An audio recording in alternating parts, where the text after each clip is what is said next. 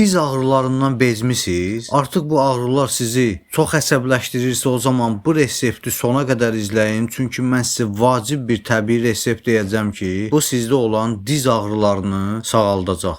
İlk öncə zəhmət olmasa videomuzu bəyənin, kanalımıza abunə olun, videomuzun şərh bölməsində davam yazaraq bizə dəstəyinizi nümayiş etdirin. Dəyərli izləyicilərim, sizə çox vacibdir kələm yarpağı və alaqanqal balı. 1-2 ədəd təzə kələm yarpağı, 1-2 xörək qaşığı alaqanqal balı. Kələmi biraz qaynar suda qaynadıb ya da üzərinə isti su tökə bilərsiniz. Sonra kələmi nəmli bir dəsmalla qurulayın. Üzərinə 2 xörək qaşığı alaqanqal balı qaşıqla çəkin. Balı sürtdüyünüz kələm yarpaqlarını ağrılı dizinizə qoyun. Kələm yarpaqlarını dizinizə yapışdırmaq üçün bandaj və ya örtüklə sarın. 1-2 saat saxladıqdan sonra aça bilərsiniz. Gün ərzində bunu bir dəfə tətbiq edin. Dəyərli izləyicilərim, alaqanqal balı bu reseptdə mütləqdir. Balı tapa bilməsə sifariş üçün 050 458 1991 nömrəsi ilə əlaqə saxlaya bilərsiniz.